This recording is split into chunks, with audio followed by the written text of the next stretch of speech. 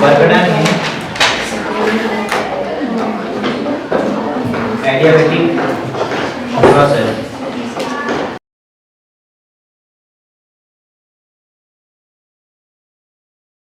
Process में temperature जो है होल प्रोसेस के दौरान कांस्टेंट रहता है, then it is known as isothermal process।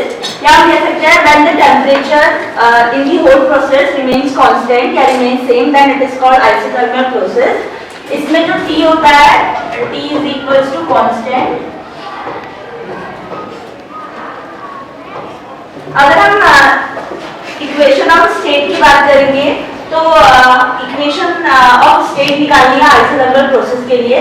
From ideal gas equation PV is equals to nRT और हमारा T जो है वो कांस्टेंट है, सो n यहाँ पर वो कांस्टेंट रहता है, R कांस्टेंट रहता है और T आइसोथर्मल प्रोसेस में कांस्टेंट रहता है। देखो PV is equals to constant, ये हमारी state of equation of state होती है आइसोथर्मल प्रोसेस के लिए। अगर हम बात करें work done in the isothermal process तो वर्क डन जो होता है मेनली फोर्स इनटू डिस्प्लेसमेंट से निकलता है। सबसे पहले हम work done in small displacement निकालेंगे, that is for df and then हम टोटल वर्क डन निकालेंगे। अगर हम छोटी छोटी चीजों का इंटीग्रेशन करेंगे then we will be able to get the total work done.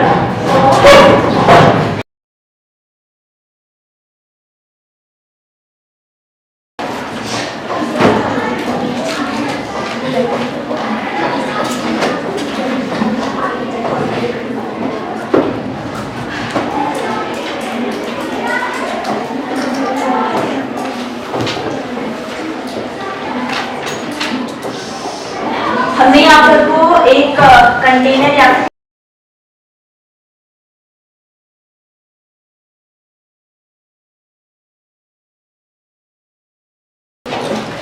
जब तक हमने इसमें फोर्स अप्लाई नहीं किया था उसकी थर्मोडायनामिक स्टेट थी P1 V1 एंड T1 और जब हमने इसमें फोर्स अप्लाई किया जो पिस्टन जो है वो df डिस्प्लेस हुआ तब इसकी थर्मोडायनामिक स्टेट हो जाएगी P2 V2।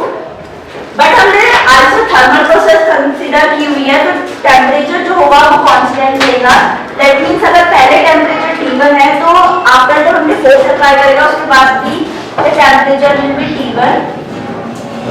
नाउ अगर हम वर्क की बात करें तो generally work is equals to force into displacement होता है। Work is equals to force into displacement.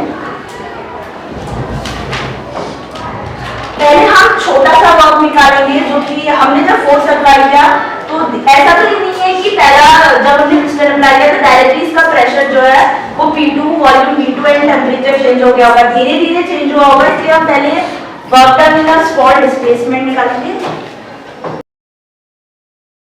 Now we know that force is equals to pressure is equals to force upon area, therefore force will be equal to pressure into area.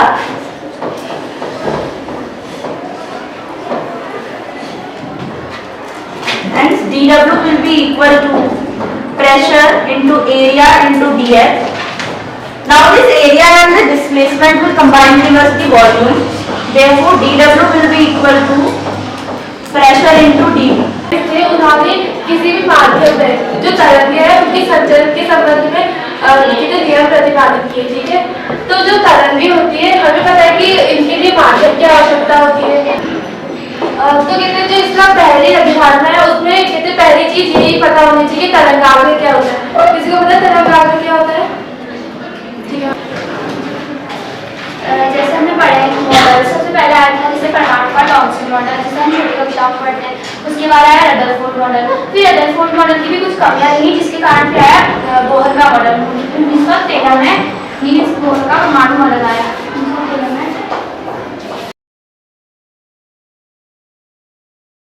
इन्होंने Rutherford की model की व्याख्या की थी लेकिन quantum सिद्धांत के आधार पर इन्होंने रदरफोर्ड की मॉडल की व्याख्या की। जैसे इन्होंने निम्नलिखित मतलब कुछ अभिग्रहित किया है, कुछ बिंदु हम मतलब कह सकते हैं कि मेल आधार पर।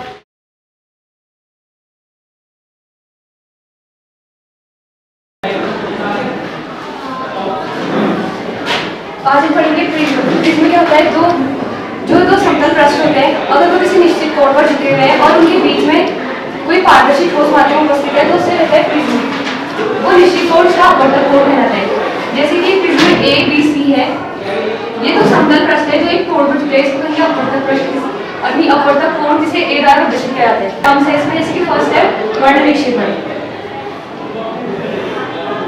चैप्टर में डिटेल्स में ग्राफिकली तय कर दो। इसका ग्राफ का मतलब होता है दो प्रकृति। क्योंकि हमने पिछले अध्याय में पढ़ा था कि न्यूटन ने उन्होंने कहा था कि जो प्रकाश है वो कणों के रूप में आते हैं, ठीक है।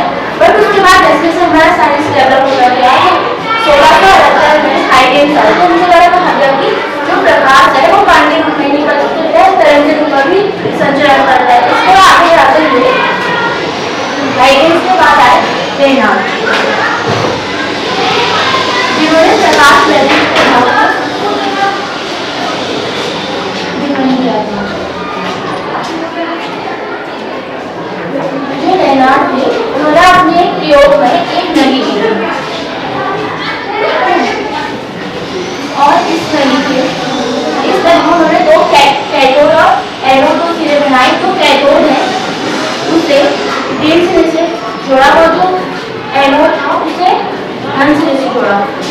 एनोड कैथोड, तो उनके द्वारा कहना था कि जब कोई प्रकाश स्रोत से जो किरणें आती है, जब इसे प्रकाश स्रोत से किसी ऊंचा दोनों कोणों पर एक यहाँ पे माइनस क्यू आवेश और यहाँ पे प्लस क्यू आवेश है, इसको मान लेते हैं। तो पहले माइनस क्यू आवेश के कारण इंटू पी पर वैक्यूम क्षेत्र की तीव्रता याद करेंगे, उसके बाद प्लस क्यू आवेश के कारण, उसके बाद उनका वो करेंगे, उसका परिमाण ज्ञात करेंगे। तो सबसे पहले माइनस क्यू आवेश के कारण, माइनस क्यू आवेश के कारण बिंदु पी पर वैक्यूम क्षेत्र की तीव्रता, वैक्यूम क्षेत्र की तीव्रता का हमें फॉर्मूला